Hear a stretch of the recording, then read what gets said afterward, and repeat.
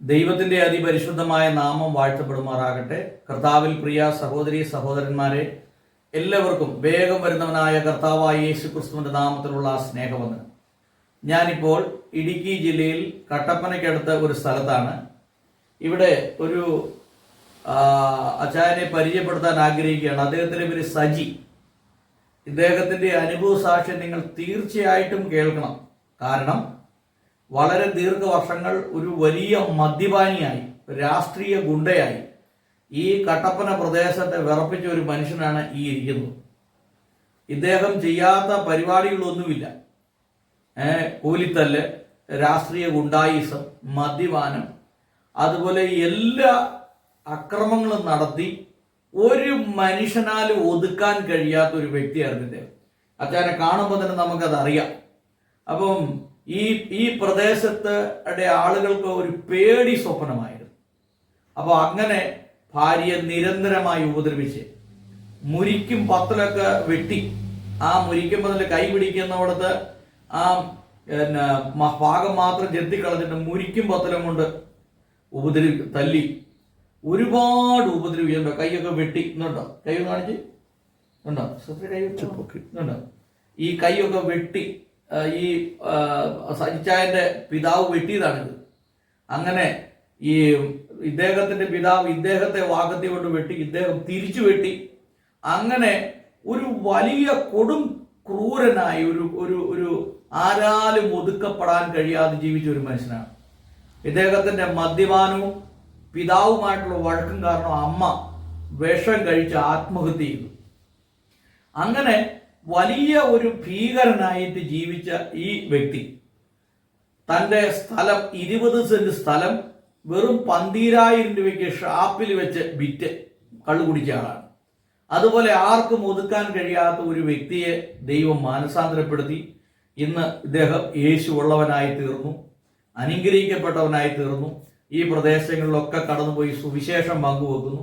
ഒരു കാലത്ത് ഈ പ്രദേശത്ത് എല്ലാവരും വെറുത്ത ഒരു കുടുംബം, ഇദ്ദേഹത്തിന്റെ നിഴൽവെട്ടം കാണാൻ പോലും ഇവിടെയുള്ള ആളുകൾ ആഗ്രഹിച്ചിരുന്നില്ല. എന്നാൽ ആ സ്ഥാനത്ത് ഇദ്ദേഹം ഇന്ന് മാനസാന്തരപ്പെട്ട് സ്നാനപ്പെട്ട് നല്ലൊരു കുടുംബസ്ഥനായി ഇന്ന് ഈ പ്രദേശത്തെ ഏറ്റവും നല്ലൊരു മനുഷ്യനായി ഇദ്ദേഹം ജീവിക്കുകയാണ്. ഇദ്ദേഹത്തിന്റെ അനുഭവ സാക്ഷ്യം നിങ്ങളുടെ ജീവിതത്തിൽ വലിയൊരു മാറ്റം ഉണ്ടാക്കും, അത് തീർച്ചയാണ്. കടബാധ്യതയിൽ ഭാരപ്പെടുന്നവര്, അതുപോലെ കുടുംബകലഹത്തിൽ ഭാരപ്പെടുന്നവര്, മദ്യപാനത്തിൽ, ഭർത്താവിന്റെ മദ്യപാനത്തിൽ ഭാരപ്പെടുന്നവര്, ഇങ്ങനെ ഉള്ള ആളുകൾക്ക് ഈ പ്രിയപ്പെട്ട അച്ചായന്റെ അനുഭവ സാക്ഷ്യം ഒരു വലിയ അനുഗ്രഹമായി തീരും. അതുകൊണ്ട് നിങ്ങൾ തീർച്ചയായും ഇത് കേൾക്കുകയും ഈ പ്രിയ സഹോദരനെ നിങ്ങളുടെ പ്രാർത്ഥനാവിഷയങ്ങൾ ഷെയർ ചെയ്യുകയും ഇദ്ദേഹത്തെ വിളിക്കുകയും ചെയ്യണം. അപ്പോൾ നിങ്ങൾക്ക് വേണ്ടി ഈ പ്രിയ അച്ചായൻ പ്രാർത്ഥിക്കും. അത് മാത്രമല്ല, നിങ്ങൾക്ക് പല ഉപദേശങ്ങൾ പറഞ്ഞു തരാൻ ഇദ്ദേഹത്തെ കൊണ്ട് സാധിക്കും. അപ്പോൾ നമുക്ക് ഈ പ്രിയപ്പെട്ട അച്ചായന്റെ അനുഭവസാക്ഷി കേൾക്കാം. അച്ചായ സ്വയമായിട്ടൊന്ന് പരിചയപ്പെടുത്താമോ? അച്ചായന്റെ പേര്, ഇപ്പോൾ എവിടെ താമസിക്കുന്നു, എന്തു ജോലി ചെയ്യുന്നു, വീട്ടിൽ ആരൊക്കെ ഉണ്ട്, ഈ വിഷയത്തെക്കുറിച്ചൊക്കെ ഒന്ന് പറയാമോ? ദൈവനാമത്തിന് മഹത്വം ഉണ്ടായിരിക്കട്ടെ. എൻ്റെ പേര് സജി എന്നാണ്. ഇടുക്കി എന്ന് പറയുന്ന സ്ഥലം, കട്ടപ്പന പാറക്കടവ് എന്ന് പറയുന്ന സ്ഥലത്താണ് എൻ്റെ താമസം. എൻ്റെ ഭാര്യ ജോളി, ഞങ്ങൾക്ക് 3 പിള്ളേരും, മൊത്തത്തിൽ ഞങ്ങൾ 5 പേര്. എൻ്റെ മൂത്ത മകള് BA പഠിച്ച് അവളുടെ കല്യാണം കഴിഞ്ഞു. രണ്ടാമത്തെ ആള് ജെയ്സൺ എന്നാണ്, അത് 12 വയസ്സുള്ളപ്പോൾ ദൈവസന്നിധിയിൽ ചേർക്കപ്പെട്ടു. മൂന്നാമത്തെ ജിവിൻ, അവൻ ഡിഗ്രിക്ക് പഠിച്ചുകൊണ്ടിരിക്കുന്നു. എൻ്റെ തൊഴിൽ കൃഷിയാണ്. ആടും പശുവും ഒക്കെയുള്ള ഒരു ഉത്തമ കൃഷിക്കാരനായി ദൈവം നടത്തുക. ഈ കട്ടപ്പന, ഈ പാറക്കടവ് എന്ന് പറയുന്ന സ്ഥലത്ത് വന്ന് താമസിക്കാൻ തുടങ്ങിയിട്ട് എത്ര വർഷമായി? ഞങ്ങളുടെ തറവാട്ടിൽ നിന്ന് പോന്ന് അപ്പം എനിക്കൊരു വീതം തന്നു. ആ വീതത്തിൽ നിന്ന് വന്നിട്ട് ഇപ്പം 10-20 വർഷമായി ഇവിടെ താമസം തുടങ്ങി. ഓക്കെ. ഏത് ക്രിസ്തീയ പശ്ചാത്തലത്തിലാണ് ജനിച്ചു വളർന്നത്?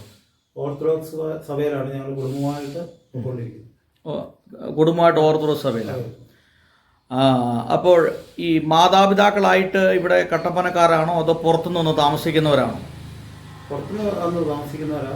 40 വർഷമായിട്ട് ഞങ്ങളിവിടെ താമസക്കാർ. ഓക്കെ. അപ്പോൾ ഇപ്പോൾ അച്ചായൻ വിശ്വാസത്തിലാണല്ലോ. ഇതിനു മുമ്പ് ഈ ഈ ഒരു പെന്തക്കോസ്റ്റൽ അനുഭവത്തിലേക്ക് അല്ലെങ്കിൽ ഈ ഒരു വിശ്വാസത്തിലേക്ക് കടന്നു വരാനായിട്ടുള്ള ഒരു കാരണം എന്താണ്?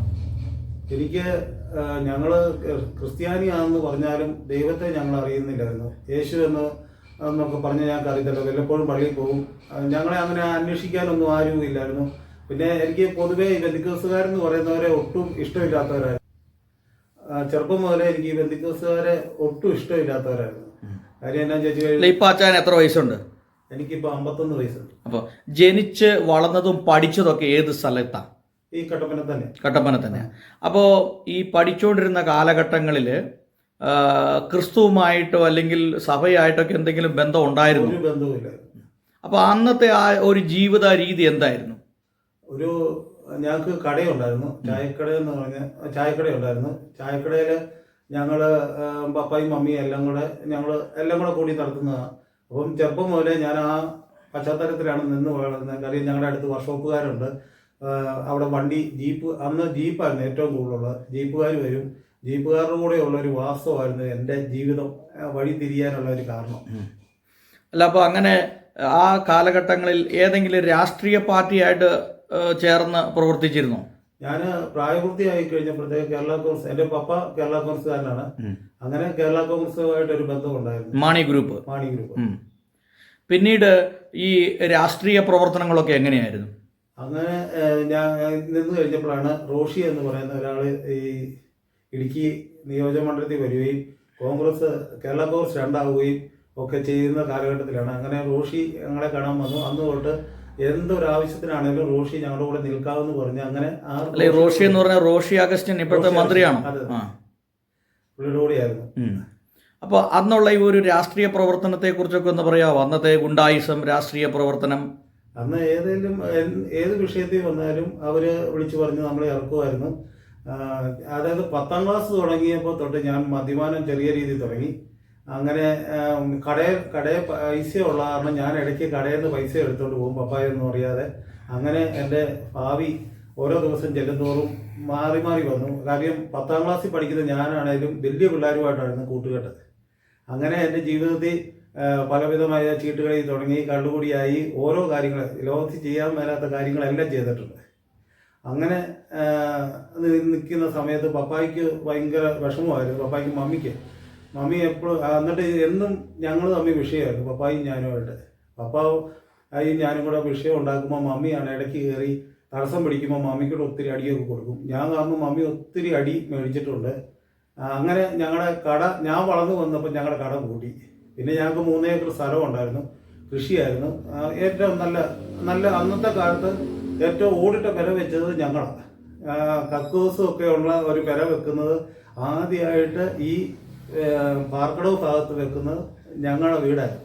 കാര്യം ഒരു അടയാളം പറഞ്ഞ് വിടുന്നത് പോലും ആ ഓടിട്ട വീടിൻ്റെ അതിലേ വരണമെന്നാണ് പറയുന്നത്. അതേ രീതിയിലാണ് ഞങ്ങൾ താമസിച്ചുകൊണ്ടിരുന്നത്. പക്ഷേ ഞങ്ങൾക്ക് പപ്പായ്ക്കും മമ്മിക്കും ഒരു തെറ്റ് പറ്റിയതെന്ന് ചോദിച്ചു കഴിഞ്ഞാൽ കർത്താവിനെ എനിക്ക് തരാൻ പറ്റിയില്ല. ഞാൻ എൻ്റെ തോന്നിവാസമായിട്ട് നടന്നു. അങ്ങനെ എൻ്റെ പഠിത്തം 10ാം ക്ലാസ്സിൽ അച്ഛനൊക്കെ മക്കൾ എത്ര പേരാ?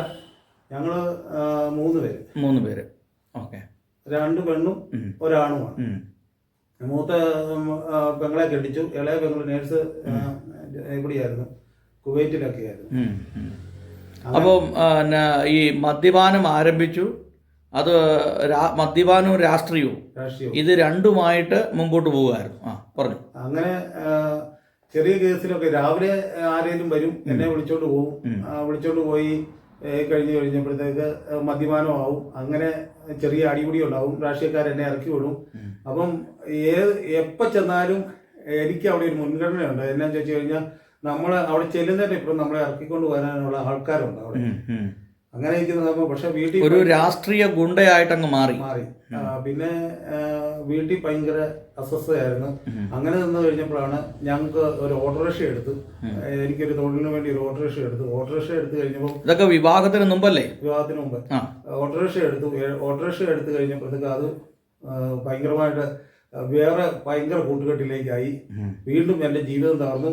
ഞാൻ തകർന്നതനുസരിച്ച് എൻ്റെ കുടുംബം തകർന്നുകൊണ്ടിരുന്നു.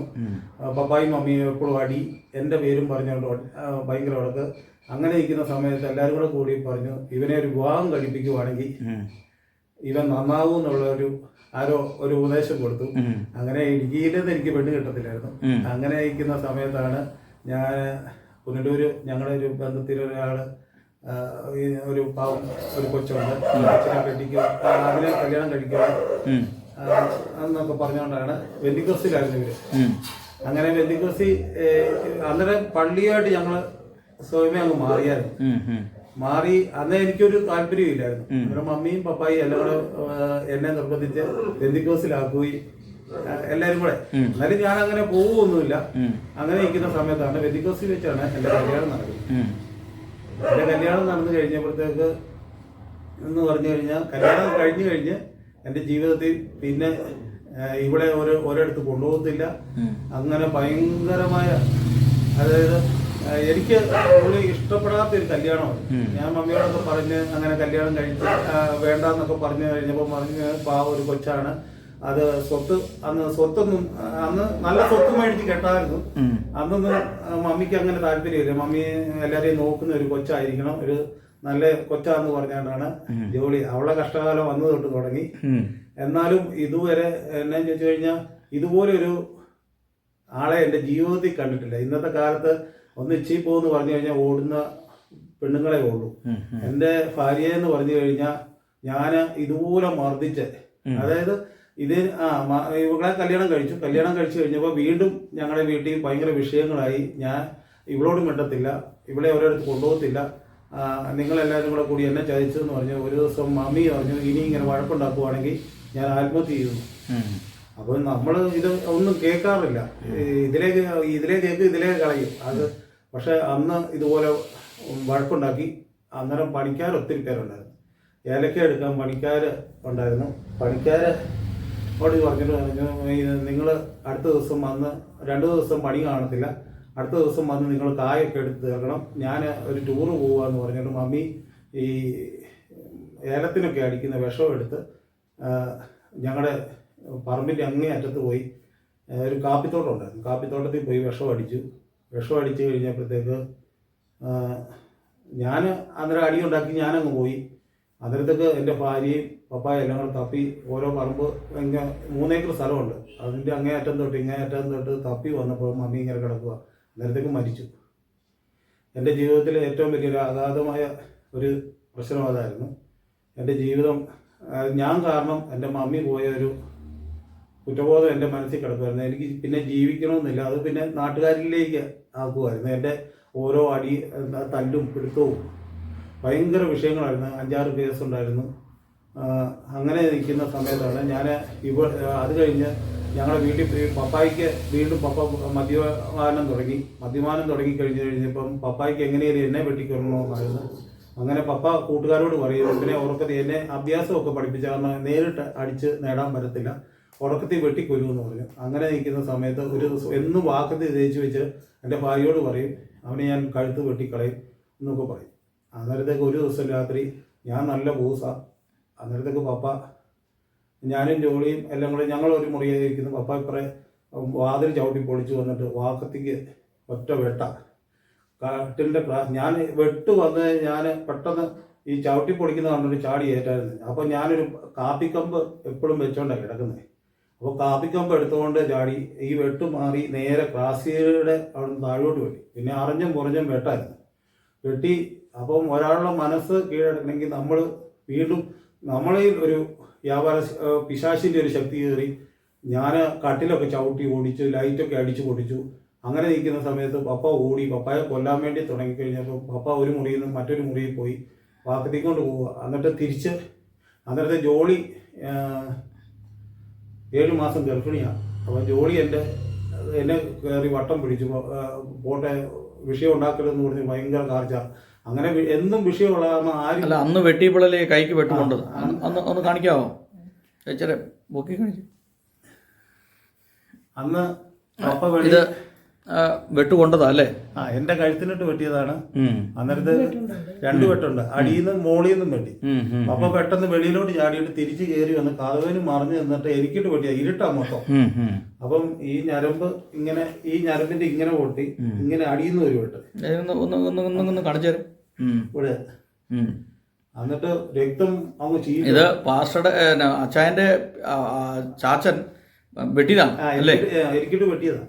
അന്നേരത്തേക്ക് ലാസ്റ്റ് ഞാൻ പപ്പാടെ കയ്യിൽ നിന്ന് വാക്കത്തി പിടിച്ച് മേടിച്ച് പപ്പായ്ക്കിട്ട് വെട്ടി. പപ്പ ഒഴിച്ച് പപ്പ രക്ഷപ്പെട്ടു.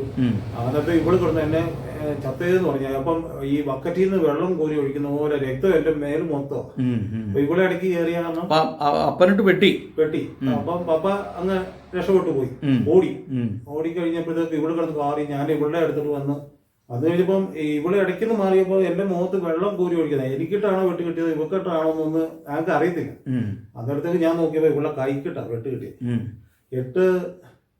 7 മാസം ഗർഭിണിയായി ഇരിക്കുമ്പോൾ അന്നേരം പിന്നെ ഞാൻ ഇവിടെ പിടിച്ച് റോഡിൽ കൊണ്ടുവന്നപ്പോൾ ഞങ്ങളുടെ അയൽവക്കക്കാർ സിനിമ കണ്ടിട്ട്, ഞങ്ങൾ ഇപ്പം നമ്മുടെ തൊട്ട് മുകളിലുള്ള അവര് സിനിമ കണ്ടിട്ട് വന്നു കഴിഞ്ഞപ്പോഴത്തേക്ക് എന്നാ പറ്റിയെന്ന് ചോദിച്ചു. ഞാൻ പറഞ്ഞു ഇതുപോലെ വെട്ട് കിട്ടി. പിന്നെ അവരും കൂടെ കൂടി ഞങ്ങൾ ബാല ഹോസ്പിറ്റലിൽ പോയി. ബാലയിൽ എടുത്തില്ല, അവിടുന്ന് പിന്നെ മിഷനിൽ പോയി. മിഷനിൽ നിന്ന് പിന്നെ സ്റ്റിച്ചൊക്കെ ഇട്ട് അന്നേരം എന്നോട് പറഞ്ഞു കൊച്ച് നോർമലായിട്ട് കൊച്ചിനെ കിട്ടത്തില്ല, ഒരു മന്ദബുദ്ധി ആയിരിക്കുമെന്ന് ഡോക്ടർ അന്ന് പറഞ്ഞായിരുന്നു. അന്ന് കേസിനൊന്നും പോയില്ല. ആൾക്കാർ കേസ് കൊടുക്കാനൊക്കെ പറഞ്ഞു. അപ്പം ഇവരുടെ വീട്ടുകാരും വന്ന് പറഞ്ഞു കേസ് കൊടുക്കാൻ പറഞ്ഞു. കേസിലേക്കൊന്നും താല്പര്യം. കാര്യം എൻ്റെ ഉള്ളിലൊരു കുറ്റബോധം എന്നാന്ന് ചോദിച്ചു കഴിഞ്ഞാൽ ഞാൻ കാരണമാണല്ലോ ഈ വീട് ഇങ്ങനെ തകർന്നത്. അങ്ങനെ ഒരു കുറ്റബോധം എൻ്റെ ഉള്ളിൽ കിടക്കുന്നു. അമ്മ മരിക്കാനുള്ള കാരണം എല്ലാം കൂടി ആയപ്പം പപ്പായെ അങ്ങനെ കേസ് ഫയലിലേക്ക് വിടാൻ എനിക്ക് താല്പര്യമില്ല. ഞാൻ പറഞ്ഞു, അവളോട് പറഞ്ഞു ആരും വന്ന് ചോദിച്ചാലും കേസിന് താല്പര്യമില്ല, ഒപ്പിട്ട് കൊടുത്തേക്കരുതെന്ന് പറഞ്ഞു. അങ്ങനെ അന്നത്തോടു കൂടി വീട്ടിലെ തറവാടിലെ പൊറുതി മതിയാക്കി. അന്നേരം പെങ്ങൾ കൊണ്ടുപോയി. പെങ്ങള് നത്തിയില്ല താമസിക്കുന്നത്.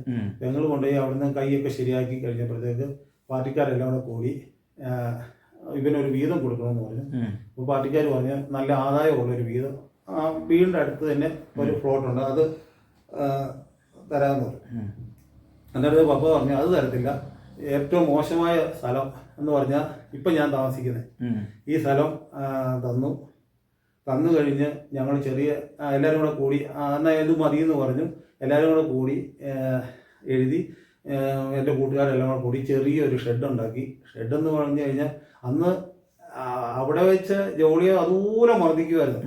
അന്നേരത്തേക്ക് ഇവിടെ ഞാൻ കാണാതെ ഇവിടെ AG എന്ന് പറഞ്ഞൊരു അല്ല ഭാര്യയെ മർദ്ദിക്കുന്ന ഒരു അവസ്ഥ ഉണ്ടായിരുന്നല്ലോ, അതിനെ കുറിച്ചും കൂടെ ഒന്ന് പറയാമോ? ഏതൊക്കെ രീതിയിലാ ഭാര്യ ഉപദ്രവിച്ചു?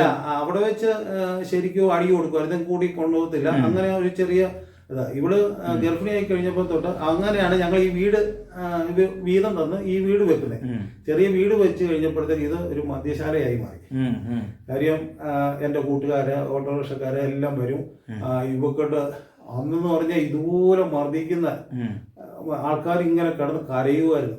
എനിക്കിപ്പോൾ ഓർത്തിട്ട് സങ്കടം വരുക. കാര്യം ഞാൻ അന്ന് ചെയ്ത കാര്യങ്ങൾ ഒരു ചവിട്ടൊക്കെ കൊടുക്കുമ്പോൾ ഈ തിട്ടിലേന്ന് താഴെ പോകും, കോഴിക്കോടൊക്കെ മറിച്ച്. എന്നിട്ട് പക്ഷെ ഇവളുടെ ഉള്ളിലുണ്ട് പിന്നെ ഒരു കാര്യം എന്ന് പറഞ്ഞാൽ ഞാനില്ലാത്ത സമയത്ത് അവിടെ ഈ അക്കരെ ഒരു ഏജി ചർച്ചുണ്ട്. ഏജി ചർച്ചിൽ ആരും കാണാതെ പോകും. അവിടെ നിന്ന് പ്രാർത്ഥിച്ചു. ഒരു നേരത്തെ ആഹാരം പോലും ഇല്ല ഇവിടെ. നെല്ലിക്കായും പുളിയും ഒക്കെ ഗർഭിണിയായിരിക്കുമ്പോൾ ഇവള് കഴിക്കുന്നത്. അങ്ങനെ AG പോവും. AG പോയിട്ട് കഷ്ടകാലത്തിന് പള്ളി കഴിഞ്ഞ് വരുമ്പോഴത്തേക്ക് ഞാൻ കറക്റ്റ് ഫ്രണ്ടിൽ കാണും. നീ എവിടെ പോവുകയും ചോദിക്കും. ബൈബിള് വലിച്ച് കീറി അടിച്ച് അവിടുന്ന് ഞങ്ങളുടെ ബൈബിളൊക്കെ വലിച്ചു കീറിയിട്ടുണ്ട്. തലമുടി കുത്തിന് പിടിച്ച് വലിച്ചുകൊണ്ട് വരും. അടിയും കൊടുത്തു. ഈ നാട്ടുകാരെല്ലാം കാണുകയാണ്. എല്ലാവരും പറയും ഈ കാലിനൊന്ന് ചത്താ മതിയെന്ന് പറയുമായിരുന്നു ആൾക്കാരെല്ലാം. ആരേലും വന്നു കഴിഞ്ഞാൽ അവരെ തെറി പറഞ്ഞു പോയി. ചീട്ടുകളിയും കള്ളുകൂടിയും ആയിട്ട് ഇവൾക്കിട്ട് അടിക്കും. ഒത്തിരി ഇതായി കഴിയുമ്പോൾ മൂത്ത പെങ്ങൾ വന്ന് വിളിച്ചോണ്ട് പോകും. പിന്നെ ഞങ്ങൾ പിന്നെ ആഘോഷമാണ്. കുറെ കഴിയുമ്പോൾ വീണ്ടും വരും. അങ്ങനെയായിരുന്നു. ഒരു നരക തുല്യമാണ് ഈ വീട് കൂടിയിട്ട്. അങ്ങനെ ഞങ്ങൾക്ക് 3 പിള്ളേരായി കഴിഞ്ഞപ്പോഴത്തേക്ക് ഈ 3 പിള്ളേരായി കഴിഞ്ഞപ്പോഴത്തേക്ക് എൻ്റെ ഓരോ സ്വഭാവത്തിനും അങ്ങ് മാറ്റം വന്നുകൊണ്ടിരിക്കും. ഓരോ പിള്ളേരായി കഴിയുമ്പോൾ എനിക്ക് ജീവിക്കാൻ കൊതിയില്ല. എങ്ങനെയും ഇവളെ കൊല്ലണം എന്ന് പറഞ്ഞ് ഒരു ദിവസം കഴുത്തിന് കെട്ടി ഫാനെ കെട്ടി തൂക്കാൻ തുടങ്ങി. കിടന്ന് കോറി ആൾക്കാരെല്ലാം കൂടെ ഇപ്പോൾ കൊച്ചു പിള്ളേരെല്ലാം കൂടെ വന്ന് ഞാൻ പെട്ടെന്ന് അഴിച്ച് അത് മാറി. പിന്നെ ഞാൻ സ്വയമേ ചാവാൻ തുടങ്ങി. അങ്ങനെ നരക തുല്യമാണ്. അന്നേരം ഞാൻ അടിച്ച് പൂസായി കിടക്കുമ്പോൾ എൻ്റെ ആൽക്ക വന്നിട്ട് യേശു അച്ചാനെ വിടിവിക്കും, യേശു അത്ഭുതം ചെയ്യും എന്ന് പറഞ്ഞിട്ട് കരഞ്ഞ് പ്രാർത്ഥിക്കും ആയിരുന്നു. ഞാനിങ്ങനെ എത്ര അടി കൊടുത്താലും അതായിരുന്നു. അന്നേരം ഈ തൊട്ടടുത്ത ഒരു വീട്ടുകാരുണ്ട്. അവർ പൈസ എടുത്ത് കൊടുത്തിട്ട് പറഞ്ഞു ഈ കാലിൻ്റെ കൂടെ ഒന്ന് ജോളിയുടെ വീട്ടിൽ പോകാൻ പറഞ്ഞു. ഞാൻ പറഞ്ഞു, ഇവള് പറഞ്ഞ ഒരു കാര്യമുണ്ട്, യേശു ഈ അച്ഛനെ മാറ്റും, അല്ലെങ്കിൽ അച്ഛൻ എന്നെ കൊന്നോട്ടെ. യേശു എന്ന് പറയുന്ന ഒരാളുണ്ടെങ്കിൽ എന്നെ രക്ഷിക്കും, അല്ലെങ്കിൽ ഞാൻ മരിക്കാൻ തയ്യാറാണ്, ഞാൻ വീട്ടിലോട്ട് പോകത്തില്ലെന്ന്. ഇന്നത്തെ കാലത്ത് ഇതുപോലൊരു സ്ത്രീ എന്ന് പറയുന്നത് ഞങ്ങളുടെ ഈ ചുറ്റുപാടി ഒത്തിരി ഡൈവോഴ്സ് കേസുകൾ വന്നിട്ടുണ്ട്. എന്നാന്ന് ചോദിച്ചാൽ നിസ്സാര കേസുകളും. അന്നേരം എല്ലാരും പറയും ഈ ജോളിയെ കണ്ടു പഠിക്കുക, അവള് ഇത്രയും നരകതുല്യം നിന്നെടുത്ത് അവള് പിടിച്ചു നിന്നല്ലോ, അവളെ ജീവിതത്തിൽ ദൈവം മാറ്റിയല്ലോ എന്ന് പറഞ്ഞു. അങ്ങനെ ഇരിക്കുന്ന സമയത്താണ് ഒരു ദിവസം ഞാൻ ഇവക്കിട്ട് അടിയും കൊടുത്ത്, ഈ അയൽവക്കക്കാരെല്ലാം പറയും ഇപ്പോഴും, ഈ കഴിഞ്ഞ ദിവസവും പറഞ്ഞു ജോളിക്കിട്ട് ഒരു ചവിട്ട് കൊടുത്തിട്ട് ഈ കോഴിക്കൂട് കൊണ്ടെല്ലാം കൂടെ മറിഞ്ഞു വീഴുന്ന കാര്യം ഞാൻ ഇന്നും കാണും. അതെന്റെ മനസ്സിൽ ഇരിക്കുകയെന്ന് ഞങ്ങൾ ഒന്നിച്ച് പോരുമ്പോൾ. അന്നേരത്തേക്ക് അങ്ങനെ ഇരിക്കുന്ന സമയത്താണ് ഇവിടുന്ന് ഷായ്ച്ചാൻ എന്ന് പറഞ്ഞ ഒരാൾ വേറൊരു വീട്ടിൽ പോയിട്ട് ഇതുവഴി ഈ രാഷ്ട്രീയപരമായ കൂലിത്തല്ലിനൊക്കെ പോയിട്ടുണ്ടോ? ഉണ്ടുണ്ട്. അതിനെ കുറിച്ചും കൂടെ ഒന്ന് പറയാമോ? ഞങ്ങള് എന്ന് പറഞ്ഞു കഴിഞ്ഞാൽ തോട്ടിയിട്ട് വഴക്ക് പിടിക്കുക എന്നുള്ളതാണ് ഞങ്ങളുടെ സ്വഭാവം. ഞങ്ങൾക്ക് അന്ന് ഈ വണ്ടി CC ഒക്കെ ചെയ്തു പോകുമ്പോൾ അവരെ ഒക്കെ പേടിപ്പിക്കാൻ വേണ്ടി ഓട്ടോറിക്ഷ കളത്തിലില്ലേ, അപ്പോൾ ഒന്നുമില്ലാത്ത വണ്ടിയൊക്കെ CC ചെയ്തുകൊണ്ട് പോകുമ്പോഴത്തേക്ക് ഞങ്ങളാ പോയി അവന്മാരെ തല്ലി വണ്ടിയൊക്കെ തിരിച്ചു കൊണ്ടിരുന്നതും. അത് ഒരു ദിവസം ഇമാരെല്ലാം കൂടെ തീരുമാനിച്ചു, ഈ CC-ക്കാർ തീരുമാനിച്ചു എന്നെ തീർത്ത് കളയുക. ഒരുത്തനെ അതുപോലെ തല്ലി, രണ്ടു മൂന്ന് പേരെ തല്ലി കഴിഞ്ഞപ്പോഴത്തേക്ക് ഇവനെ കൊന്നു കളഞ്ഞേക്കാന്ന് പറഞ്ഞ് ഞങ്ങളുടെ അയൽവക്കത്തെ രണ്ടു മൂന്ന് പേരോട് പറഞ്ഞു ഇനി കൂട്ടുന്ന അടുത്ത ദിവസം റീത്ത് വെക്കാൻ ചെന്നാൽ മതി, ഇനി അവൻ കാണത്തില്ലെന്ന്. അങ്ങനെ രാത്രി നമ്മളിതൊന്നും അറിയുന്നില്ല, അടിച്ച് ഹിറ്റിയായിട്ട് വരുന്ന സമയത്ത് ഒരു വണ്ടി കിടക്കുന്ന കണ്ടു. പക്ഷെ അവർക്ക് ആള് മാറിപ്പോയി, അല്ലെങ്കിൽ അന്ന് തീരേണ്ടത്. പക്ഷെ ദൈവത്തിനൊരു പദ്ധതി ഉണ്ടായിരുന്നു. അങ്ങനെ ഞാൻ കട്ടപ്പനെ കള്ളുമൂത്ത് ലോഡിങ്ങാരോട്ട് വിഷയം ഉണ്ടാക്കി, ഹർത്താലുണ്ടായി. എന്ന് പറഞ്ഞാൽ നാട്ടിലൊരു ശാപമായിരുന്നു. ഒരു സ്ഥലം മേടിക്കാൻ വന്നു കഴിഞ്ഞാൽ ഈ സ്ഥലത്തുനിന്ന് മേടിക്കരുതെന്ന് ആൾക്കാർ പറഞ്ഞു വിടുമായിരുന്നു. നമ്മുടെ ഒരു CPM-ന്റെ ഒരു നേതാവ് ഇവിടെ വന്ന് സ്ഥലം മേടിക്കാമെന്ന് പറഞ്ഞു. കൂട്ടുകെട്ട സ്ഥലത്താണ്, നിങ്ങൾക്ക് വേറെ ഒരു സ്ഥലവും കിട്ടിയില്ലേ, അവിടെ പോയി സ്ഥലം മേടിക്കാമെന്ന് പറഞ്ഞു. അന്നേരത്തെ പുള്ളി ഇപ്പോഴും എന്നോട് പറയും കേട്ടോ, ഞാൻ വന്നു കഴിഞ്ഞ് ഇവരൊക്കെ നന്നായി. കാര്യം അത് കഴിഞ്ഞാണ് അതുപോലെ നമ്മുടെ ജീവിതം നരകത്തുള്ളൂ പറഞ്ഞ് ഞാൻ മുടിഞ്ഞു പോട്ടെ എന്ന് പറഞ്ഞേ കയറത്തുള്ളൂ. അതനുസരിച്ച് എൻ്റെ വീട് മുടിഞ്ഞുകൊണ്ടിരുന്നു. എൻ്റെ കൊച്ച് എന്ന് പറഞ്ഞു കഴിഞ്ഞാൽ 2-3 വയസ്സുള്ളപ്പോൾ ഞങ്ങൾ ഇങ്ങനെ ആൾക്കാർ നീക്കും. ഇവൻ കൂട്ടുകാരെ അവിടെ നിന്ന് ഇറങ്ങി വരുമ്പോഴേ ഇവൻ ക്ലാസ് എടുത്തുകൊണ്ട് വരും. അങ്ങനെ ഷാപ്പിൽ ചെല്ലും. ഇവിടെ അടുത്ത് ഷാപ്പുണ്ട്, പാറക്കടയിലുണ്ടായിരുന്നു. ആ ഷാപ്പിൽ നേരത്തെ ചെല്ലുമ്പോൾ ഇവനെ ഓടിച്ചെന്ന് കപ്പ എടുത്ത് കൊടുക്കും.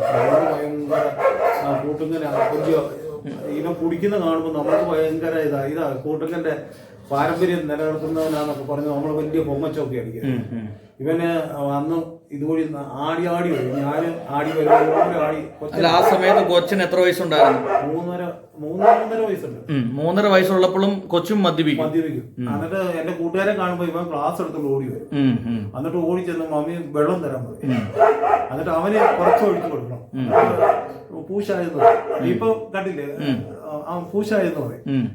എന്നിട്ട് ഇവന് ഒരു 2 ദിവസമൊക്കെ കിടന്ന് ഉറങ്ങിയിട്ടുണ്ട് ബോധമില്ലാതെ. 2 ദിവസമൊക്കെ ഇവൻ ഏക്കിയല്ല, അതുപോലെ കിടന്നുറങ്ങും. അന്നേരം ഞാൻ വലിയ നിഗളിച്ചിരിക്കുവായിരുന്നു. അങ്ങനെ ഇരിക്കുന്ന സമയത്ത് എന്റെ പിന്നെ 2 പിള്ളേര്, ഞാൻ പിള്ളേരെ നോക്കത്തില്ലായിരുന്നു, അനാഥമന്ദിരത്തിലായിരുന്നു. അനാഥമന്ദിരത്തിൽ പിള്ളേരെ അനാഥമന്ദിരത്തിൽ കൊണ്ടുവിട്ട് 2 പേരെ ഇവിടെ രണ്ടോട് ചെന്ന് പറഞ്ഞ് വീട്ടിൽ വളർത്താൻ പറ്റത്തില്ല, എല്ലാം നശിച്ചു പോവും, അത് കാരണം എങ്ങനെയും എവിടെയും അന്ന് കമ്പാഷനും അല്ലെ കമ്പാഷനിൽ കാണും. ഒരുത്തിനെ ചേറ്റുകുഴിയിലും, ഈ മരിച്ചുപോയ കൊച്ചിനെ ചേറ്റുകുഴിയിലും, മൂത്ത പെണ്ണിന് എട്ടയാറും ഉണ്ടാക്കി. അങ്ങനെ അത് കഴിഞ്ഞാണ് അത്ര തകർന്നു ജീവിതം. ഇളയ മോൻ മാത്രമേ ഉള്ളൂ. അവനിങ്ങനെ ഒരു ദിവസം അടിച്ചു കഴിഞ്ഞാൽ 2 ദിവസം കഴിഞ്ഞ് അവൻ ഏറ്റുവരുത്തും. എന്നിട്ട് പിറ്റേ ദിവസം ഏറ്റുവരുമ്പോൾ പൂജ ഭയങ്കര ദേഹത്ത് വേദനയാന്ന് പറയും. അങ്ങനെ നമ്മള് വലിയൊരു പറയുന്ന പോലെ അവൻ പറയുമായിരുന്നു. ഇവിടുത്തെ പെണ്ണുങ്ങളൊക്കെ അയ്യോ ആ ചെറുക്കനെ കുടിപ്പിച്ച് അവൻ അവിടെ ചെല്ലുമ്പോൾ അവര് ചോദിക്കുമ്പോ പൂശായി പോയെന്ന് പറയും. അങ്ങനെ പറയുമായിരുന്നത്. അവൻ തിരിയത്തില്ല, അതനുസരിച്ചാ പറയുന്നത്. അങ്ങനെ ഇന്ന് തകർന്ന് ഞാൻ പിന്നെ എനിക്ക് വെറുപ്പായിരുന്നു, ലോകത്തോടും വെറുപ്പ്, ജീവിതത്തോടും വെറുപ്പ്, മൊത്തം വെറുത്ത് ഇരിക്കുന്ന സമയം. ആ ഒരു ഇത് എന്ന് പറഞ്ഞു കഴിഞ്ഞാൽ എനിക്ക് ജീവിക്കാൻ ആഗ്രഹമില്ല. ഒന്നെങ്കിൽ ആൾക്കാർ എന്നെ തല്ലിക്കൊന്നേനെ, അല്ലെങ്കിൽ ആരെങ്കിലും കൊന്ന് ഞാൻ ജയിലിൽ പോയത്. എൻ്റെ സിസ്റ്ററിൻ്റെ വിവാഹം 22ാമത്തെ വയസ്സിൽ കഴിഞ്ഞു അല്ലേ? അതിനുശേഷം എത്ര വർഷം ഈ അച്ചായൻ്റെ മാനസാന്തരം വരെയുള്ള ഒരു കഷ്ടതയെക്കുറിച്ചൊന്ന് പറയാമോ? 10-20 വർഷം കഷ്ടത അനുഭവിച്ചു. അത് കഴിഞ്ഞ് ദൈവം അല്ല, ഈ 20 വർഷമുള്ള അനുഭവിച്ചിട്ടുള്ള പീഡനങ്ങളെക്കുറിച്ചൊന്ന് പറയാമോ? വീടിന് ഒരു ദിവസവും സമാധാനമില്ല, എന്നും വഴക്കും അടിയുമാണ്. എല്ലാ ദിവസവും മദ്യപിക്കുമായിരുന്നു. സ്വസ്ഥതയെന്ന് പറഞ്ഞത് വീട്ടിലില്ലായിരുന്നു.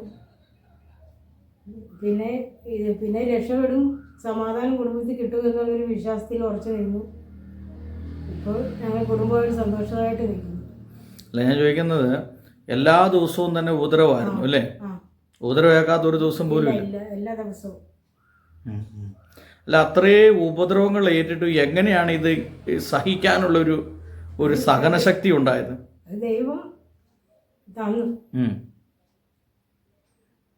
അല്ല, ഈ തല്ലൊക്കെ കൊള്ളുമ്പോഴേ ശരീരത്തിൽ പലവിധമായിട്ടുള്ള മുറിവുകളും ചതവുകളും എല്ലാം പല രീതിയിലായിരുന്നു. മുരിക്കും മുള്ളും ഒക്കെ വെച്ച് അടിക്കുമായിരുന്നു. മുരിക്കും പത്തലൊക്കെ വെട്ടി അടിക്കും. മുരിക്കും മുള്ള് കൈ പിടിക്കുന്നിടം മുള്ള് കളഞ്ഞിട്ട് തിരിച്ചു പിടിച്ചടിക്കും. പിന്നീട് പല പ്രാവശ്യം ചവിട്ടുകയും തൊഴിക്കുകയും കട്ടിലേന്നൊക്കെ വലിച്ചതിന് കല്ലിൽ കിടത്തത്തില്ലായിരുന്നു. വെള്ളം എടുത്ത് ദേഹത്തോട് കഴിച്ചിട്ട് നിലത്ത് കിടത്തുമായിരുന്നു. പിന്നെ കതവ് കൂട്ടിയിട്ട് ഇത് നല്ല രീതിയിലാണെന്നുള്ളൊരു ഇതിലാണ് ഇവിടെ വന്നത്. അന്ന് മുതൽ സമാധാനമില്ല, എങ്ങും കൊണ്ടുപോകത്തുമില്ല, ഒരു ജയിലിൽ കിടക്കുന്ന അവസ്ഥയിലായിരുന്നു. പിന്നെ ഇപ്പോൾ അച്ഛൻ എന്നും കുടിയായിരുന്നു. കുടിച്ച് ഒരു ലെവലും ഇല്ലാതെ ഇവിടെ വന്നത് എന്നെ എന്നും ഉപദ്രവിക്കുമായിരുന്നു. ഒരു സമാധാനം എന്ന് പറഞ്ഞ ഈ വീട്ടിലില്ല. ആഹാരങ്ങളായാലും ഒരു ഭാഗം മേടിച്ചു കൊണ്ടുവരത്തില്ലായിരുന്നു. പട്ടിണിയാണ്. പിന്നെ ഇങ്ങനെ ഓരോ ദിവസം നീങ്ങി പോയി. പിന്നെ ഇങ്ങനെ ഓരോരുത്തർ വരുമ്പോൾ ഞങ്ങൾ പറയും, അവരൊന്ന് പ്രാർത്ഥിക്കുകയൊക്കെ ചെയ്യും. പറയും, അവരും പ്രാർത്ഥിച്ചിട്ട് പോകും, പറയും സമാധാനം വരും, മനസ്സാന്തരപ്പെടും എന്നെല്ലാം ഓരോ ആൾക്കാർ പറയുമായിരുന്നു.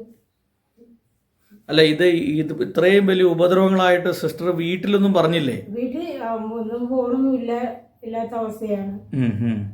പറഞ്ഞാലും അവർ വന്ന് സമാധാനപ്പെടുത്തി പോകും. എന്നാലും ഒത്തിരിയൊന്നും അവരോട് പറയത്തില്ലായിരുന്നു. പിന്നെ പുനലൂരായത് ഇപ്പോഴും ഓടി വരാൻ ദൂരമായതുകൊണ്ട് വരാൻ പറ്റാത്ത അവസ്ഥയായിരുന്നു.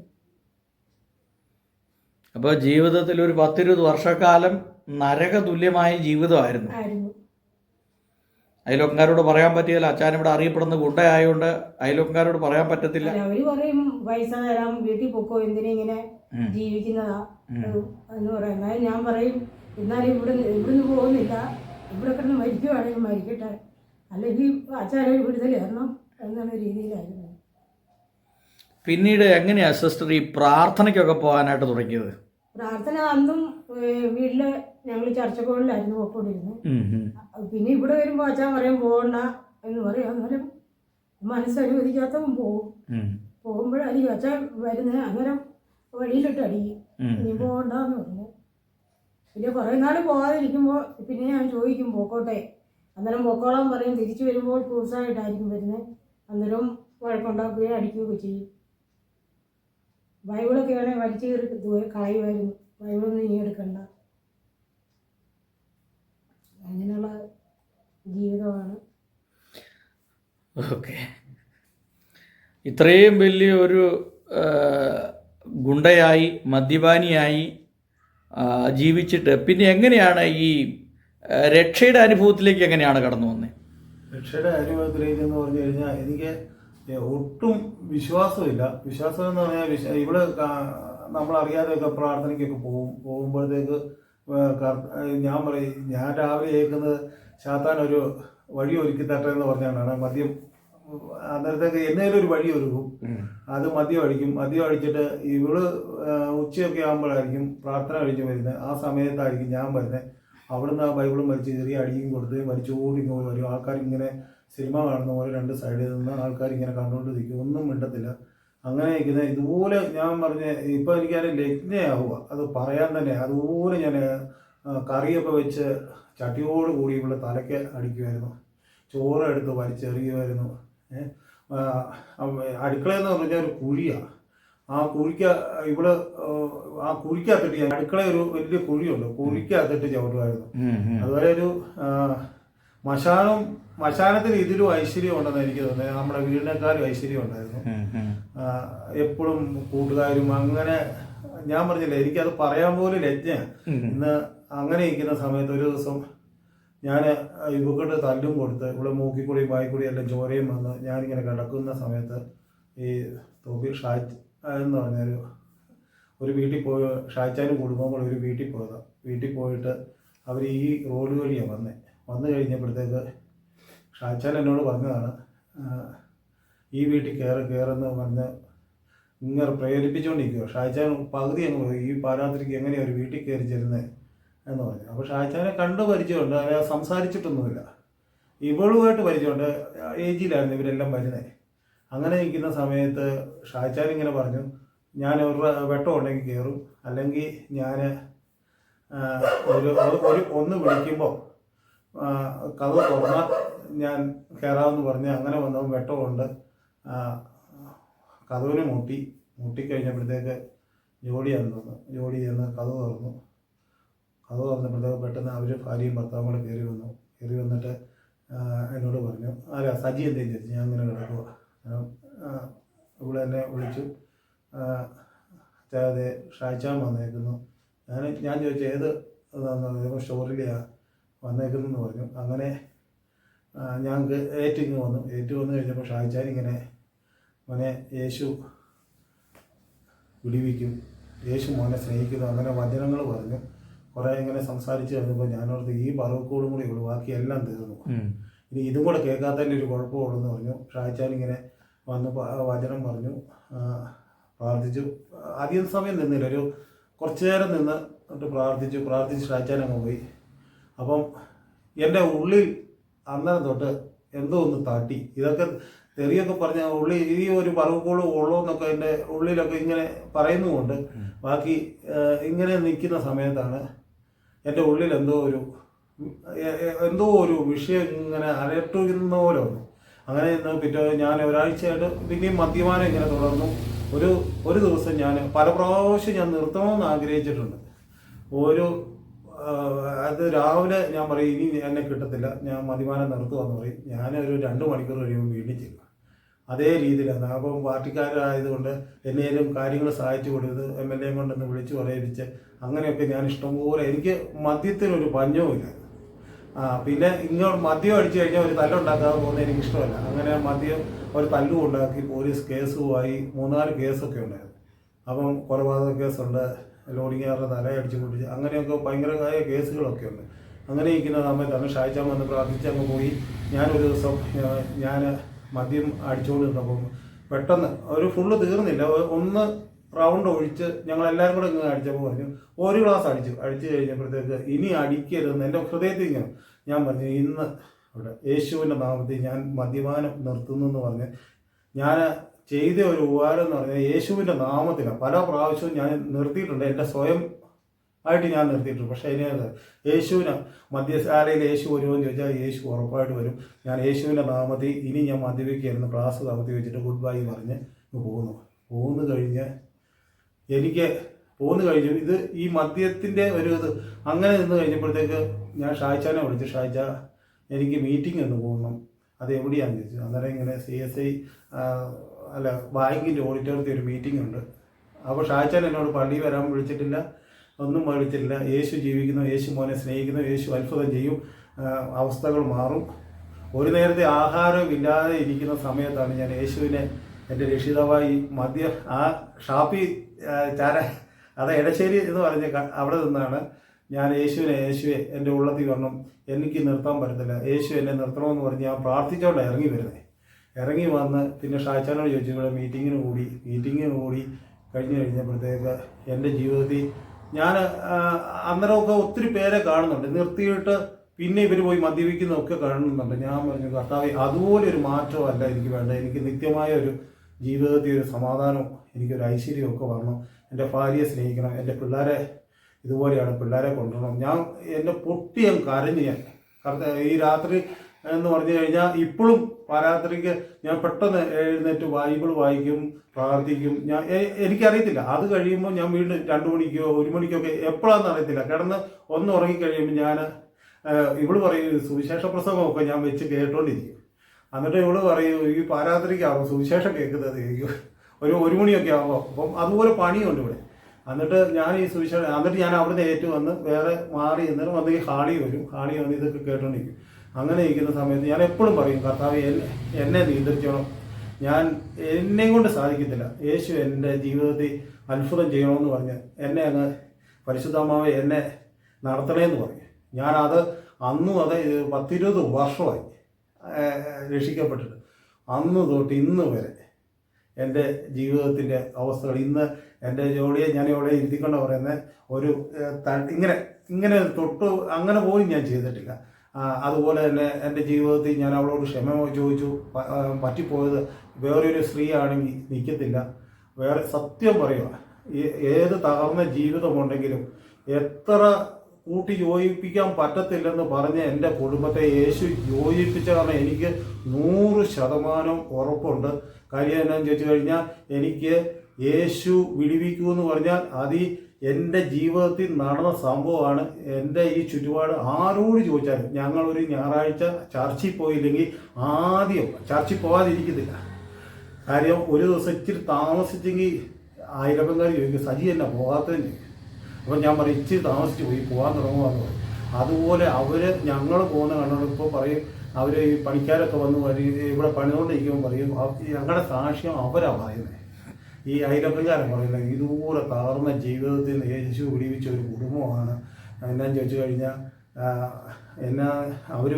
അവർ ഓരോ കാര്യങ്ങൾ പറയുമ്പോൾ ഉണ്ടല്ലോ, കാര്യം ഇവിടെ ഇതുപോലെ അനുഭവിച്ച ഒരു സ്ത്രീ ലോകത്തിൽ കാണത്തില്ല. എന്നാന്ന് ചോദിച്ചു കഴിഞ്ഞാൽ ഇവർക്ക് വീടുണ്ട്, ആങ്ങളമാരുണ്ട്, എല്ലാവരും ഉണ്ട്. പക്ഷേ ഇവിടെ ഞാൻ കിടക്കുന്ന സമയത്ത് പറയും, യേശു അത്ഭുതം ചെയ്യും, യേശു എൻ്റെ അച്ഛൻ്റെ സ്വഭാവം മാറ്റും. കാലെ പിടിച്ച് ഇങ്ങനെ കണ്ടു കഴിഞ്ഞാൽ ഞാൻ ഒറ്റ ചവിട്ട് ചവിട്ടും.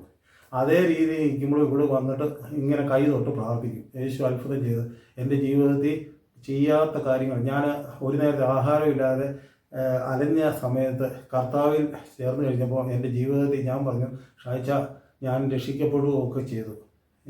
ഞാൻ ഈ ബൈബിളും പിടിച്ച് ഈ റോഡിൽ കൂടെ നടന്നു കഴിഞ്ഞാൽ ആൾക്കാർ എന്നെ കല്ലെറിയുമെന്ന് പറഞ്ഞു. അന്നേരം എനിക്ക് ഈ സ്ഥലം വിൽക്കണം, ഇത് വിറ്റേച്ച് ഞാൻ പോവുക, കിട്ടുന്ന വിലയ്ക്ക് വിറ്റേച്ച് വേറെ എവിടെയെങ്കിലും പോയി ഞാൻ യേശുവിന് വേണ്ടി ജീവിച്ചോളാം എന്ന് പറഞ്ഞു. അപ്പോൾ ഷായിച്ചാൻ എന്നോട് പറഞ്ഞു, നിന്നെ ഇവിടുന്ന് കൊണ്ടുവന്ന് കൊച്ചിയിലോ കൊടൈക്കനാലോ കൊണ്ട് നന്നാക്കുന്ന ദൈവമല്ല, നീ നശിച്ചെടുത്ത് തന്നെ നിന്നെ ഉയർത്തുന്ന ദൈവമാണെന്ന് പറഞ്ഞു. അങ്ങനെ ഞങ്ങൾ ഓരോ കാര്യങ്ങൾ, ഒരു ചെറിയ പെരയായിരുന്നു, അങ്ങനെ ഞാനിങ്ങനെ പ്രാർത്ഥിച്ച് യേശു എനിക്ക് നല്ലൊരു പെര തരണം, നല്ല ടൈല് തരണം, ഞാൻ ഓരോ കാര്യങ്ങൾ ഇങ്ങനെ ഇല്ലാത്തതിനെ ഉള്ളതുപോലെ വിളിച്ചു വരുത്തുന്ന ഞാൻ വിളിച്ചു വരുത്തും. ഞാനൊക്കെ വണ്ടിയാണ്, ഞാൻ സ്കൂട്ടി എന്ന് പറഞ്ഞ ഒരു ഗുണമെന്ന് പറഞ്ഞാൽ ഞങ്ങൾ 5 പേര് സ്കൂട്ടിയെ പോകുമായിരുന്നു. ഫ്രണ്ടിലിരുന്ന് ആൾക്കാർ ഇങ്ങനെ നോക്കിക്കും. സുവിശേഷം ഈ ടൗൺ ഹാളിലൊക്കെ സുവിശേഷ പ്രവർത്തനം നടത്തുമ്പോൾ 5 പേര് ഇരിക്കത്തില്ല. അതേപോലെ ഞങ്ങൾ രാത്രി വരുന്ന കാണുമ്പോൾ ആൾക്കാർ വരെ ഇങ്ങനെ നോക്കും, ഇത് എങ്ങനെ ഒതുങ്ങുന്നത്. ഏറ്റവും ഇളയന് ഞാൻ, എൻ്റെ ഭാര്യ, ഇടയ്ക്ക് ഒരുത്തരെ, എൻ്റെ ഫ്രണ്ട് ഒരുത്തരെ, ഈ സ്റ്റെപ്പേൽ ഒരുത്തരെ, അങ്ങനെ ഇരുത്തിക്കൊണ്ട് ഞാൻ സുവിശേഷം പോകും. അന്ന് ഞാനിങ്ങനെ പറയൂടോ, എൻ്റെ ചെറുക്കനോട് പറയും, നമ്മൾ ഇത് ഫസ്റ്റാ, ഇത് സെക്കൻഡാ, നമ്മൾ കാറ്, ഞാൻ പറയും നമ്മൾ ആ സ്കൂട്ടി ഞാൻ കാറായിട്ട് കാണിച്ച്, ഞാൻ പറയട്ടെ, എനിക്ക് ഒരു ഇതും ഇല്ലായിരുന്നപ്പോഴാണ് ഒരു കാറ്, അത് പുതിയ കാറ് കിട്ടി. കാറ് എന്ന് പറഞ്ഞാൽ നമ്മൾ കൃഷിസമ്പത്ത് അനുഗ്രഹിച്ച് കഴിയുമ്പോൾ കൃഷിസമ്പത്ത്, മൃഗസമ്പത്ത്, എൻ്റെ ഒരു കുഞ്ഞ് ആട് പേറ്റാൻ 4 കുഞ്ഞുങ്ങളൊക്കെ ഇല്ല. പക്ഷേ ഞാൻ പറയും, കർത്താവേ എനിക്ക് 4 വേണ്ട, 2 മതി, നോക്കാൻ പറ്റത്തില്ല. അതുപോലെ കൃഷിസമ്പത്തും മൃഗസമ്പത്തും അനുഗ്രഹിക്കുമെന്ന് പറഞ്ഞു കഴിഞ്ഞാൽ എൻ്റെ ജീവിതത്തിൽ അത് അനുഗ്രഹം തന്നെയാണ്. എൻ്റെ കൊച്ചിൻ്റെ കല്യാണം ആണെങ്കിലും ഏറ്റവും ആർഭാടമായ രീതിയിലാണ് നടത്തിയത്. എന്നാന്ന് ചോദിച്ചു കഴിഞ്ഞാൽ എൻ്റെ 5 പൈസ ഇല്ല, പക്ഷെ അത് എങ്ങനെ നടത്തിയെന്ന് ഇപ്പോഴും ഞാൻ, ഇന്നലെ അവൾ വന്നപ്പോൾ പറഞ്ഞു, ഈ നമ്മൾ ആ ആൽബം ഒക്കെ കാണുമ്പോൾ ഞാൻ പറയുമായിരുന്നു, ഇതൊക്കെ നമുക്ക് നടക്കുന്ന സംഗതിയാണോ, ദൈവം നടത്തിയ ഓരോ അവസരം. പിന്നെ പിള്ളേരിങ്ങനെ എൻ്റെ കൊച്ചിനോട് ചോദിച്ചു കഴിഞ്ഞപ്പോഴത്തേക്ക് ഈ അതായത് അനാഥമന്ദിരത്തിൽ ജയിക്കുക. അവനോട് അവധി കിട്ടുന്ന സമയത്ത് വീട്ടിലോട്ട് പോകണമെന്ന് പറഞ്ഞാൽ ഞാൻ വീട്ടിലോട്ട് പോകുന്നില്ലെന്ന് പറയും. അങ്ങനെ കാര്യം എനിക്ക് അതിലും സന്തോഷം ഇവിടെയാ എന്ന് പറയുമായിരുന്നു. അങ്ങനെ ഇരിക്കുന്ന സമയത്ത് രക്ഷിക്കപ്പെട്ടെന്ന് അറിഞ്ഞു കഴിഞ്ഞപ്പോഴത്തേക്ക് എൻ്റെ കൊച്ച് പറഞ്ഞു പപ്പായുടെ കൂടെ എനിക്ക് ജീവിക്കണമെന്ന് പറഞ്ഞു. ദൈവം ഒരു വർഷം എനിക്ക് അവനെ എൻ്റെ നല്ല രീതിയിൽ നോക്കാൻ പറ്റുള്ളൂ. കർത്താവിലേക്ക് ചേർക്കപ്പെട്ടു. അന്നും ആൾക്കാർ പറഞ്ഞു സജി വീണ്ടും അതിൻ്റെ അപ്പുറം ആവുമെന്ന് പറഞ്ഞു. പക്ഷേ എൻ്റെ കർത്താവ് അതിൽ നിന്നും എന്നെ വിടിവിച്ചു. കൊച്ചു പോയെന്ന് പറഞ്ഞു കഴിഞ്ഞാൽ കൊച്ച് ആ ഒരു വർഷം എല്ലാവരും പറഞ്ഞു അവൻ്റെ ഭാവി രക്ഷപ്പെടും, അമേരിക്കയിൽ പോവാം, നിങ്ങൾക്ക് സ്ഥലം കെട്ടിടം പണിയാൻ കാശ് തരും, നിങ്ങൾക്ക് മാസം എത്ര രൂപ തരുമെന്നൊക്കെ പറഞ്ഞു. ഞാൻ ചോദിച്ചു മോനെ നീ എന്നാ പറയുന്നത് ചോദിച്ചു. നിനക്ക് അവിടെ നിൽക്കണോ എൻ്റെ കൂടെ വരണമെന്ന് ചോദിച്ചാൽ പറഞ്ഞു ഞാൻ പപ്പയുടെ കൂടെ ജീവിക്കാൻ ഇരിക്കുക, ഇനി പപ്പ ഒന്ന് പറഞ്ഞേക്കാൻ പറഞ്ഞു. അങ്ങനെ നിൽക്കുന്ന സമയത്താണ് കൊച്ചിനെ ക്യാൻസർ എന്ന് പറഞ്ഞ അസുഖം വരുന്നത്.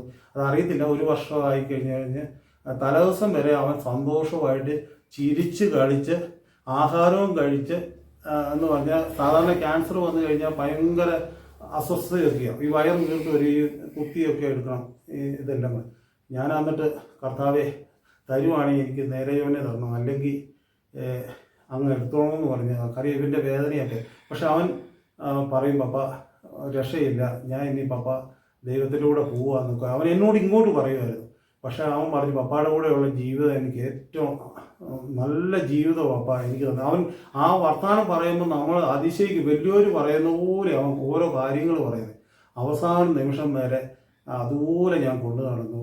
പക്ഷേ കർത്താവിൽ ചേർക്കപ്പെട്ടു. പക്ഷേ എനിക്ക് സങ്കടമുണ്ടോ എന്ന് ചോദിച്ചാൽ സങ്കടമുണ്ട്, സന്തോഷമുണ്ടോ എന്ന് ചോദിച്ചാൽ സന്തോഷമുണ്ട്. കാര്യം ഇന്നല്ല നാളെ എനിക്ക് അവനെ കാണാനൊരു പ്രത്യാശയുണ്ടാവും. എൻ്റെ ഈ ഭൂമിയിലെ ജീവിതത്തിനേക്കാളും ബെസ്റ്റല്ലേ നമ്മൾ എൻ്റെ കുടുംബത്തെ സ്വർഗമാക്കി ദൈവം.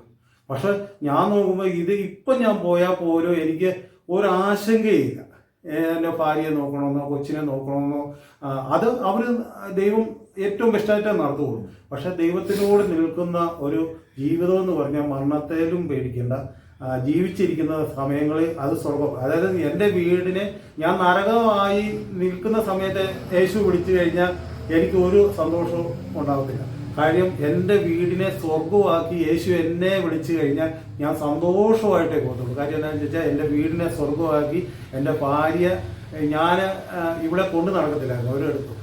ഇപ്പം ഇവളില്ലാതെ ഞാൻ ഒരു സ്ഥലം ഇവളിപ്പോൾ പറയും ഞാൻ വരുന്നില്ലെന്ന് പറയും. അതുപോലെ കൊണ്ടുപോകും. ഞാൻ എവിടെ പോയാലും ഏത് ആരാധനയ്ക്ക് ഏത് വീട്ടു പ്രാർത്ഥനയ്ക്ക് ഞങ്ങളുടെ ചർച്ചയിൽ ചോദിച്ചു കഴിഞ്ഞാൽ ഓരോരുത്തർ തന്നെ വരും. ചിലവർ 6 മാസം കുടിച്ചിട്ട് 6 മാസം കുടിക്കുകയില്ല, പിന്നെ പോയി കുടിക്കും. പക്ഷെ ഞാൻ ഓർക്കുക നേരെ ചൊവ്വനെ കർത്താവിനെ ആശ്രയിച്ച് ജീവിക്കുന്നതിന് ഒരിക്കലും പിന്നോട്ട് ചിന്തിക്കാൻ ഇട വരത്തില്ല. കാര്യം എന്താണെന്ന് ചോദിച്ചാൽ ഞാൻ പറഞ്ഞില്ലേ ഒരു കുടുംബത്തിൽ വിഷയങ്ങളുണ്ടാവും. പക്ഷെ എൻ്റെ ജീവിതത്തിൽ എൻ്റെ ജോലിയെ ഞാൻ ഇതുപോലെ കാര്യം ഈ നാട്ടുകാരികൾ ഇറങ്ങി ചോദിച്ചാൽ അറിയാം. കാര്യം ഞങ്ങൾ അതുപോലെ സ്നേഹത്തിലാണ് നടക്കുന്നത്. കൊച്ചു പിള്ളേരുമായിട്ടാണേലും സന്തോഷിച്ച് എൻ്റെ കൊച്ചാണേലും കൊച്ചിനെ കണ്ടില്ലേ എപ്പോഴും ഞങ്ങളൊരു സ്വർഗീയ അനുഭവം എൻ്റെ ജീവിതത്തിൽ നടന്നുകൊണ്ടിരിക്കുന്നു. ഈ മദ്യപാനം നിർത്തിയതിന് ശേഷം പിന്നീട് കൂട്ടുകാരൊക്കെ മദ്യപിക്കണമെന്ന് നിർബന്ധിച്ചില്ലേ? അത് ഭയങ്കര ഒരു അത്ഭുതമാണ്. എനിക്ക് ഭയങ്കര ചന്തെന്ന് പറയുന്ന കൂട്ടുകാരുണ്ടായിരുന്നു. ഞാൻ ചെയ്യാത്ത പരിപാടികളൊന്നുമില്ല. പക്ഷെ ഞാനും എൻ്റെ ഭാര്യ ഒരു കൂട്ടുകാരോടും പോലും വീട്ടിൽ കയറരുതെന്ന് പറഞ്ഞിട്ടില്ല. ഇവർ എങ്ങനെ മാറിയെന്ന് ഇന്നും എനിക്ക് അത്ഭുതം. കാര്യം ഓരോരുത്തർ പോയി അത് ഞാനത് രാവിലെ ഇന്നും രാവിലെ ഞാൻ എഴുന്നേറ്റ് പശുവിനെ കറക്കുന്നതിന് മുമ്പേ രാവിലെ പശുവിനെ കറക്കാൻ എഴുന്നേക്കും. എത്ര അസ്വസ്ഥയാണേലും രാവിലെ കേൾക്കുമ്പോഴേ പറയും കർത്താവേ എന്നെ കാത്തോടെ, പരിശുദ്ധമായി എന്നെ വഴി നടത്തണേ എന്ന് പറഞ്ഞിട്ട് ഞാൻ വരത്തുള്ളൂ. അത് ഇന്ന് വരെ, അത് ഈ നിമിഷം വരെ എന്നെ കർത്താവ് അതുപോലെ നടത്തി. എൻ്റെ കൂട്ടുകാർ എത്രണ്ണം ആത്മഹത്യ ചെയ്തു, എത്രണ്ണം ജയിലിൽ പോയിട്ടുണ്ട്, ഒത്തിരി എണ്ണമുണ്ട്. പക്ഷക്കാരുണ്ട്. ഒരു പിന്നെ ഞാൻ പറഞ്ഞ 20 സെൻറ്റ് സ്ഥലം വിറ്റ് വെള്ളം അടിച്ച് ഞാൻ ഒരു സ്പൂണ് മേടിക്കാൻ കഴിയുന്നില്ല. 20 സെൻറ്റ് സ്ഥലം എത്ര രൂപയ്ക്കാണ് വിറ്റത്? 12,000 രൂപയ്ക്ക് വെള്ളം അടിക്കാൻ വേണ്ടി ബാറി ഇരുന്ന കച്ചവടം ചെയ്ത് കൊടുത്തേക്കാന്ന് പറയുന്ന ഫോൺ അന്നേരം കച്ചവടം ചെയ്തു. പപ്പായ ബലമായിട്ട് പപ്പായുടെ ഒപ്പ് വേണമായിരുന്നു. പപ്പായയും കൊണ്ട് ബലമായിട്ട് ഒപ്പിടിപ്പിച്ചു. അങ്ങനെ ആ സ്ഥലം കൊടുത്തു. അന്ന് ഞാനൊരു സ്പൂണ് എനിക്ക് പിടിക്കാൻ പറ്റിയില്ല. പക്ഷേ ഇന്ന് ഞാൻ മേടിക്കുന്ന കാര്യങ്ങൾ കൈ കാശുണ്ടായിട്ടില്ല. ഞാൻ ആദായം പറമ്പിലോട്ട് ഇറങ്ങാൻ പറയും, കർത്താവ് ദ്രവത്വം മാറി, കർത്താവെ ഇത് അത്ഭുതമാക്കി തരുന്നതിനായി നന്ദി എന്ന് പറഞ്ഞിട്ട് ഞാൻ ശരത്തേലൊക്കെ ഇങ്ങനെ വിളിക്കും, യേശു തന്ന നന്മയ്ക്കായി നന്ദി പറയും. ഓരോ കാര്യങ്ങളും ഞാൻ കന്നാലിക്കൂടി ചെന്ന, കർത്താവെ ദൈവം തന്ന ഇതിന് നന്ദി, എൻ്റെ ഭവനം ദൈവം തന്ന, എൻ്റെ കൊച്ചു പോയാലും ഞാൻ പറയും, ദൈവമേ എൻ്റെ കൊച്ചു പോകുന്ന ആ വണ്ടി ഓടിച്ചുകൊണ്ടൊക്കെ പോകുമ്പോൾ ഞാൻ പറയും, അവന് ലൈസൻസും എല്ലാം എടുത്തു, ഒരു അപ്പൻ എന്നെല്ലാം ചെയ്യാൻ പറ്റുമോ അതെല്ലാം ചെയ്തു. പക്ഷേ അതിലും അപ്പുറം എൻ്റെ അപ്പൻ സ്വർഗസ്ഥനായ പിതാവ് എനിക്ക് വേണ്ടി ചെയ്തേക്കുന്നത് ഓർത്ത് കഴിഞ്ഞാൽ എത്ര നന്ദി പറഞ്ഞാലും മതിയാവത്തില്ല. എൻ്റെ ജീവിതത്തിൽ തകർന്ന് തരിപ്പണമായി പോയി എന്ന് പറഞ്ഞാൽ ലോകക്കാർ മൊത്തം കൈയൊഴിഞ്ഞു, ഇവൻ രക്ഷപ്പെടുകയല്ല, ഇവൻ ആത്മഹത്യ ചെയ്യും എന്ന് പറഞ്ഞെടുത്ത് ഒരു പുതുജീവൻ പ്രാപിച്ച് എന്നെ ഈ ദേശത്ത് നല്ലപോലെ മാനിച്ചു. ഇന്ന് ആൾക്കാർ പറയുന്നത് ഈ ദേശത്ത് എനിക്ക് ചങ്കത്തൊട്ട് പറയാൻ ഒത്തിരി, അതായത് എത്ര തകർന്ന കുടുംബമാണേലും യേശുവെ എന്ന് വിളിച്ച് ആ കുടുംബം രക്ഷപ്പെടുമെന്ന് എനിക്ക് 100% ഉറപ്പുണ്ട്. ഞാനും എൻ്റെ കുടുംബവും യഹോവയെ സേവിക്കുന്നു പറഞ്ഞാൽ ഭിത്തി എഴുതി വെക്കുന്നതല്ല, എൻ്റെ ഹൃദയപലകെ എഴുതി വെച്ചിട്ടുണ്ട്. അത് എൻ്റെ ജീവിതത്തിൽ അത്ഭുതമാക്കി നടക്കുക ഓരോ ദിവസവും. ഇതൊന്നുമല്ല എൻ്റെ ജീവിതം ഓരോ ദിവസവും. എനിക്കറിയാം ഈ ചുറ്റുപാടിൽ ഏറ്റവും സമാധാനവും ഏറ്റവും അനുഗ്രഹിക്കപ്പെട്ട കുടുംബം ഏതാണെന്ന് നാട്ടുകാരോട് ചോദിച്ചാൽ ചൂണ്ടിക്കാണിക്കുന്ന ഒരു ഭവനമായിരിക്കും. നേരത്തെ ഏറ്റവും അലമ്പൻ കുടുംബം ഏതാണെന്ന് ചോദിച്ചു കഴിഞ്ഞാൽ കാണിക്കുന്ന കുടുംബം എൻ്റെ കുടുംബമാണെങ്കിൽ ഇപ്പം ആ നാട്ടുകാർ പറയും, അതായത് അവരുടെ കെട്ടിയന്മാരോട് പറയും, നിങ്ങൾ കുടിക്കുവാണെങ്കിൽ അവൻ്റെ കൂടെ പോയി മാത്രം കുടിക്കരുത്, നിങ്ങൾ തന്നെ പോയി കുടിച്ചോളാൻ പറയും. ഇന്ന് അവർ പറയുന്നത് സജിയുടെ വീട്ടിൽ ചെല്ലെ അവൻ പറയുന്ന കേൾക്കാൻ പറയും. ആ അവസ്ഥയിൽ ദൈവം ഞാൻ ഒരിക്കലും വിചാരിച്ചതല്ല.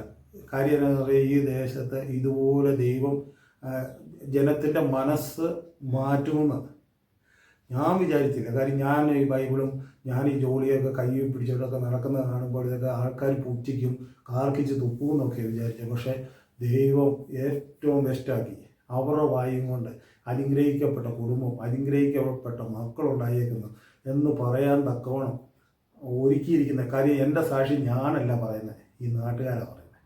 അവരുടെ വീട്ടിൽ വരുമ്പോൾ ഞങ്ങൾ ഒരുങ്ങി സന്തോഷമായിട്ട് ചർച്ചയിൽ പോകുമ്പോഴത്തേക്ക് അവർ പറയും, കേട്ടോ ഇന്നാൾ ഒരാൾ പറയുക അവരിപ്പോൾ ഹണിമൂൺ ഒഴിച്ച് നടക്കുകയെന്ന് പറയും. അതേ രീതി അസൂയ വരുന്ന രീതി. ഇപ്പം എന്ത് ചെയ്യണം, എവിടെ പോകണം, ഞാൻ ജോലിയോടെ എന്നെ കഴിക്കണം, അതുപോലെ കാര്യങ്ങൾ ദൈവം എനിക്ക് ഒരുക്കി തന്നിട്ടുണ്ട്. വലിയ സമ്പന്നമല്ല, പക്ഷേ സമ്പന്നനായ ഒരാൾ എൻ്റെ കൂടെയുണ്ട്. 100 രൂപയെ കിട്ടിയുള്ളെങ്കിൽ അത് ഞാൻ പറയും ദൈവം തന്ന നന്മയാന്ന് പറയുമ്പോൾ 100-ന് 10,000 രൂപയുടെ പരിപാടി ചെയ്യാനുള്ള കർത്താവ് എനിക്ക് ഒരുക്കുന്നുണ്ട്. ഇന്ന് ഒരു കാറ്, ഒരു CC ഇല്ലാതെ ബൈക്ക്, എൻ്റെ വീട്ടിൽ പശുവ്, ആട്, കൃഷി എന്നൊക്കെ പറഞ്ഞു കഴിഞ്ഞാൽ എത്ര ആൾക്കാർക്ക് ഉണക്ക് കഴിഞ്ഞ പ്രാവശ്യം പകുതി മുക്കാലും പോയി, എൻ്റെ ഒറ്റ ഏലം പോയില്ല.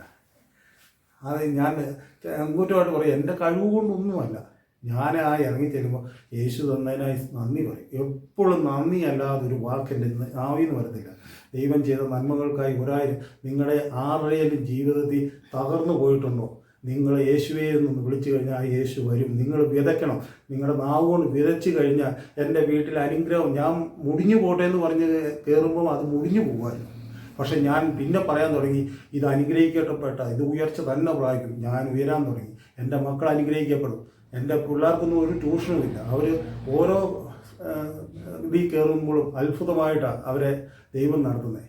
ഓരോ കാര്യങ്ങൾ ചെയ്യുന്നു. അവർക്ക് ഇന്ന് എൻ്റെ പെൺകൊച്ചിനാണെങ്കിലും ചെറുക്കൻ കൊച്ചിനാണെങ്കിലും ഡ്രസ്സെന്ന് പറഞ്ഞു കഴിഞ്ഞാൽ അതുപോലെ അവർ പറയുന്നതാണ് ഞാൻ മേടിച്ചു കൊടുക്കുന്നത്. കാര്യം എനിക്ക് നോക്കുമ്പോൾ ഞാൻ അതിശയിക്കും.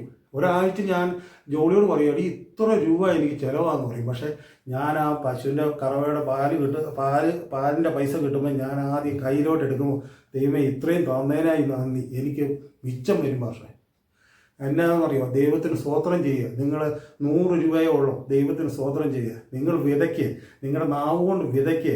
നിങ്ങളുടെ ജീവിതത്തിൽ അത്ഭുതം തന്നെ നടക്കും.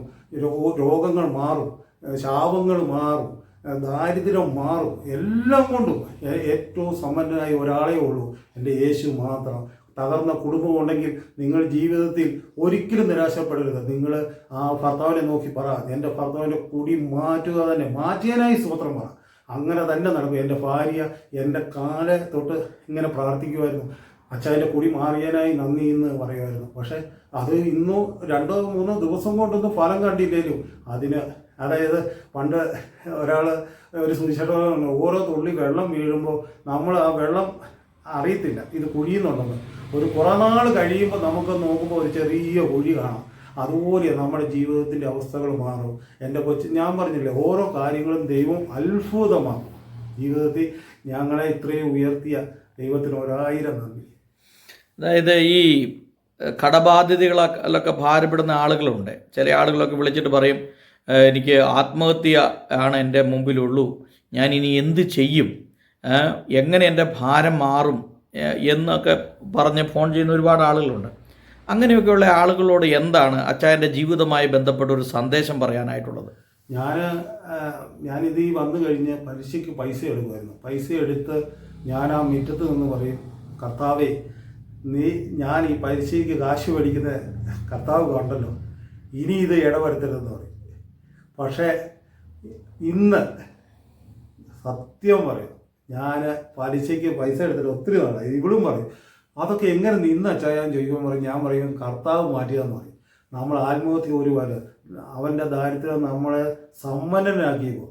കാര്യം എന്താണെന്നറിയാം, ഒരു ദാരിദ്ര്യവും നിനക്ക് ഭവിക്കുകയെന്ന് പറഞ്ഞ് പക്ഷേ കാര്യമുണ്ട്, നമ്മൾ വിളിച്ചു പറയണം. ഞാൻ കടം മേടിച്ച് ഞാൻ ആത്മഹത്യ ചെയ്യുവാണെങ്കിൽ ഞാൻ ആത്മഹത്യ തന്നെ ചെയ്യേണ്ടി വരും.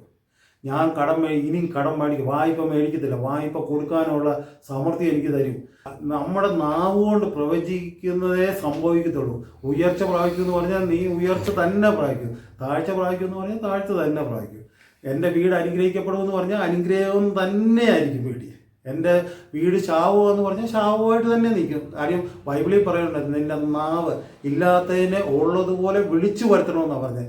ഞാൻ എൻ്റെ ഓരോ കാര്യങ്ങളും വിളിച്ചു വരുത്തുക. ഞാൻ പറഞ്ഞില്ലേ, വണ്ടി മേടിക്കുന്ന പറഞ്ഞാൽ ഓരോ ആരാധനയ്ക്ക് എനിക്ക് പോകാൻ സുഖമാണ്, പക്ഷേ എനിക്ക് കഴിവില്ല. പക്ഷെ ഞാനതൊന്നും പറഞ്ഞില്ല. ഞാൻ ബൈക്കിൽ പോകുമ്പോൾ എൻ്റെ കൊച്ചിനോട് പറയും, ഇത് ഫസ്റ്റല്ലടാ പോകുന്നതെന്ന്. ഞാൻ ഗിയർ ഇട്ടിങ്ങനെ കാണിക്കും. എന്നിട്ട് ഇതിങ്ങനെ വളവ് വീശുമ്പോൾ സ്റ്റിയറിംഗ് കൊണ്ടോടാ തിരിഞ്ഞു പോകുന്നതെന്ന് പറഞ്ഞുകൊണ്ട് ഞാൻ കാണിക്കുമായിരുന്നു. അവനെ വണ്ടി എടുക്കാൻ പോയി, ഞാൻ പോയില്ല. അവൻ വണ്ടി കൊണ്ട് വന്നു കഴിഞ്ഞപ്പോഴത്തേക്ക് ഞാൻ ആ വണ്ടി ഇങ്ങനെ തൊഴുതുകൊണ്ട് നിൽക്കുമോ. എന്നാന്ന് ചോദിച്ചു കഴിഞ്ഞാൽ, ദൈവം ഇത്രയും ഒരുക്കിയല്ലോ, ആൾക്കാർ നോക്കിയിരിക്കുക, ഞാനിങ്ങനെ കഴുകി തൊഴുതുകൊണ്ടിരിക്കുമോ. കാര്യം ദൈവം ഓരോ നന്മകൾ തരുമ്പോൾ നമ്മൾ അതിന് നന്ദി പറഞ്ഞാൽ മതി. ഒരിക്കലും ഒരു കുടുംബജീവിതം തകരുവാണെങ്കിൽ നിങ്ങൾ വിചാരിക്കണം ഇത് തകരുമല്ല, നമുക്ക് ഈ കാലിനെയും കൊണ്ട് ജീവിക്കാൻ പറ്റത്തില്ലെന്നല്ല പറയട്ടെ. യേശു എനിക്ക് വേണ്ടി ഒരുക്കിയിരിക്കുന്നത് ഇത്ര നല്ലതായി, ഇത് നല്ലതായിട്ടേ വരത്തുള്ളൂ എന്ന് പറഞ്ഞാൽ ആ കെട്ടിയവൻ നേരെ തിരിച്ചു വരും. 100% ഉറപ്പാണ്. എൻ്റെ ഭാര്യയുടെ ഇതനുസരിച്ചാണ് ഞാൻ തിരിച്ചു വന്നത്. അവളുടെ കണ്ണീര് ഇന്ന് ഓരോ കുടുംബത്തിലും ആൾക്കാർ ചെറിയ കേസിന് പിണങ്ങി വീട്ടിൽ പോകും.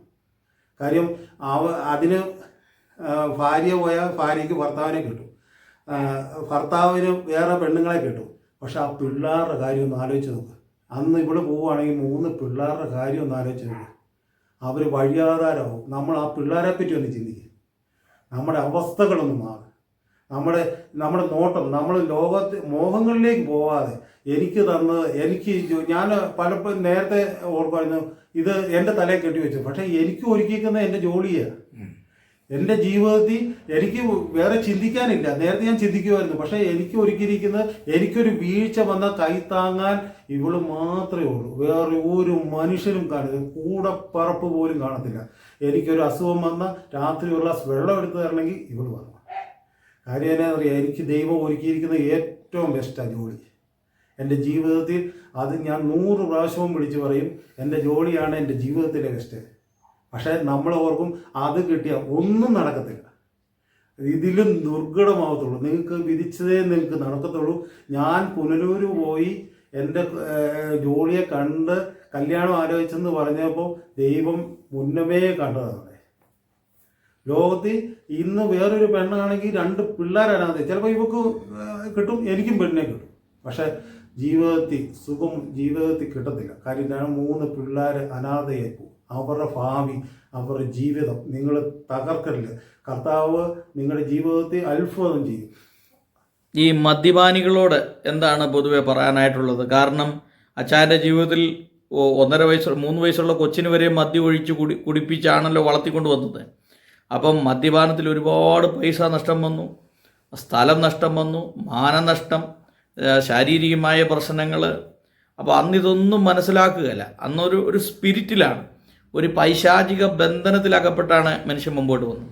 ശരിക്കും ഈ മദ്യപാനം ഒരു പൈശാചികതയല്ലേ? അതോടൊപ്പം തന്നെ മദ്യപിച്ച് കുടുംബം നശിക്കുന്നവരോട് എന്താണ് അച്ചായൻ്റെ ജീവിതാനുഭവവുമായി ബന്ധപ്പെട്ട് ഒരു സന്ദേശം പറയാനായിട്ടുള്ളത്? കാരണം കുടുംബം ഒന്നേ ഉള്ളൂ, മക്കളുടെ കൂടെയുള്ള ജീവിതം, ഇതെല്ലാം സന്തോഷകരമായ ഒരു കുടുംബജീവിതം കെട്ടിപ്പടുക്കുന്നതിന് മദ്യപാനം വലിയൊരു തടസ്സമാണ് നിൽക്കുന്നത്. അപ്പോൾ ഇത്രയും നാളത്തെ ഒരു മദ്യപാനായി വലിയ ഒരു പ്രശ്നക്കാരനായി ജീവിച്ച അച്ചായന് ഈ മദ്യപാനികളോട് എന്താണ് ഒരു സന്ദേശം പറയാനുള്ളത്? മദ്യപാനമാണ് എൻ്റെ ജീവിതത്തെ ഏറ്റവും കൂടുതൽ കവർന്നത്. എൻ്റെ അമ്മ പോയി, എൻ്റെ ജീവിതത്തിൽ ഏറ്റവും മദ്യപാനമാണ് എൻ്റെ ജീവിതത്തിൽ ഏറ്റവും കവർന്നെടുത്തേക്കുന്നത്. എൻ്റെ വീട്ടിൽ ആരെന്നാ പറഞ്ഞാലും കേൾക്കത്തില്ല. നമ്മൾ മദ്യം, നമ്മുടെ കൂട്ടുകാർ, പക്ഷെ ആരും കാണത്തില്ല. നമുക്ക് നഷ്ടങ്ങളെ ഉണ്ടാകത്തുള്ളൂ. ഒരു കുടുംബത്തിൽ ഒരു മദ്യം കയറ്റി ആ കുടുംബം തീർന്നു കൂട്ടിയാൽ മതി. പക്ഷെ നമ്മളെയും കൊണ്ട് നടക്കത്തില്ല. ഒരു മദ്യപാനം നിർത്താൻ നമ്മളെയും കൊണ്ട് സ്വയമായിട്ട് നടക്കത്തില്ല.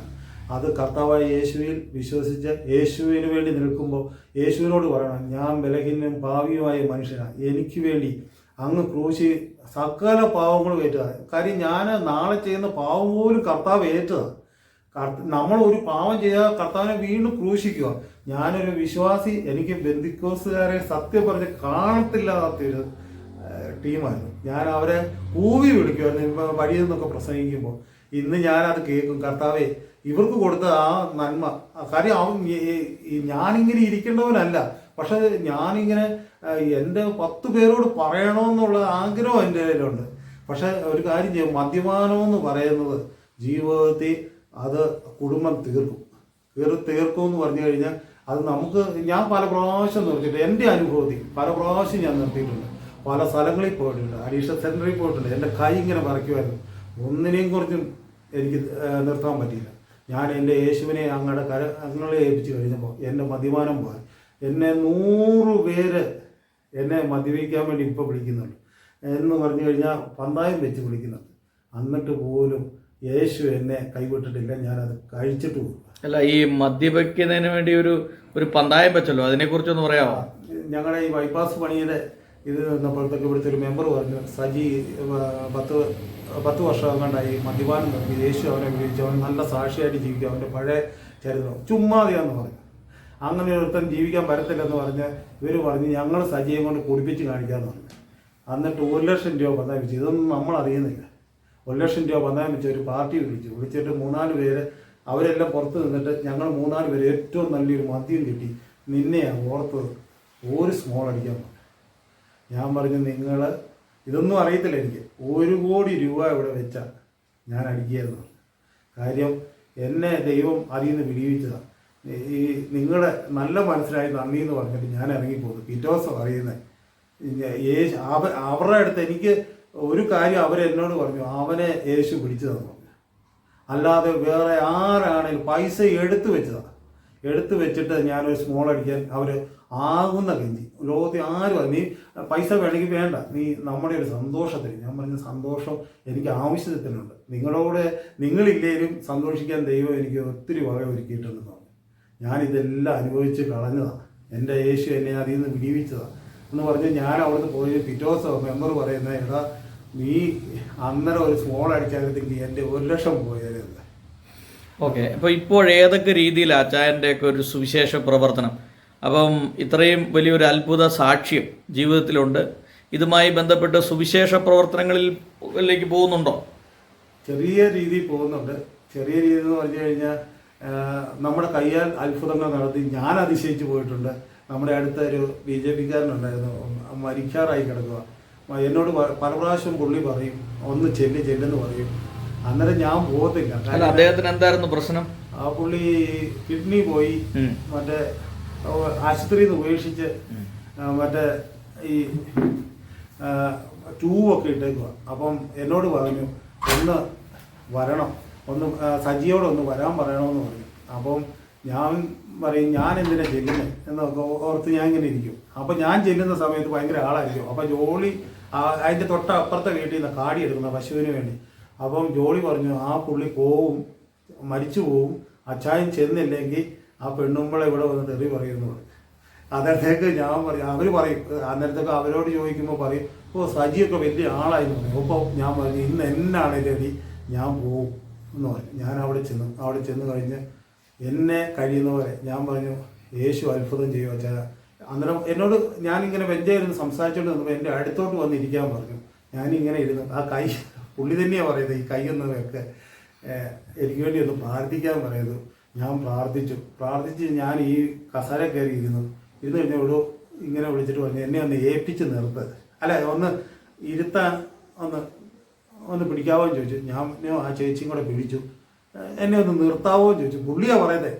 ഞാനിങ്ങനെ അന്തം വിട്ട് നിൽക്കുക, ഇതെന്നാ സംഭവിക്കുന്നത്. അന്നേരം പുള്ളി എന്നോട് പറയുക നടന്നു പോകണം ബാത്റൂമിൽ, ആ ബാത്റൂം വരെ അത് സജി വിട്ടു അവിടെ പിടിച്ചോളൂ എന്ന് പറഞ്ഞു. ബാത്റൂമിൽ തിരിച്ചു വന്നു. 2 ദിവസം കഴിഞ്ഞപ്പോൾ അവിടെ തപ്പയ്ക്ക് കിടക്കും. ഞാൻ എന്നിട്ട് ആ പുള്ളി വിളിച്ചു പറഞ്ഞു ഈ സജിയാ എന്നെ സൗഖ്യമാക്കിയെന്ന് പറഞ്ഞു. ഞാൻ പറഞ്ഞു ഇനി മേലാൻ വിട്ടിയേക്കരുത്, ഞാൻ എല്ലാ സൗഖ്യമാക്കിയത് യേശു സൗഖ്യമാക്കിയെന്ന് പറഞ്ഞ് നടക്കാൻ പറഞ്ഞു. പുള്ളിയെ ഉപേക്ഷിച്ച പുള്ളി ഇന്നും ഇതുവഴി നടപ്പുണ്ട്, പെയിന്റിങ് പണിയൊക്കെ ആയിട്ട്. ഇനി എന്താണ് അച്ചായൻ്റെ ഒരു ഭാവി പദ്ധതികൾ എന്താണ്? ഇപ്പം എത്ര വയസ്സായി? 51 വയസ്സായി. 51. ഇനി എന്താണ് അടുത്ത ഒരു ഭാവി പദ്ധതികൾ എന്താണ്? സുവിശേഷ വേലയ്ക്ക് വേണ്ടിയൊക്കെ ഉള്ള ഉണ്ട്, എല്ലാം അങ്ങനെ ഒരു ആഗ്രഹമുണ്ട്. ദൈവം നിശ്ചയിക്കുന്ന പോലെ കാര്യങ്ങൾ നടക്കും, നമ്മുടെ ബുദ്ധിയല്ലോ. ഓക്കെ, അച്ചായനെ ഈ സുവിശേഷ വേലയ്ക്കിലേക്ക് അല്ലെങ്കിൽ ക്രിസ്തീയ വിശ്വാസത്തിലേക്ക് കൊണ്ടുവരാനായിട്ട് പരിശ്രമിക്കുകയും ഒക്കെ ചെയ്ത വ്യക്തികളെ കുറിച്ചൊക്കെ ഒന്ന് പറയാമോ?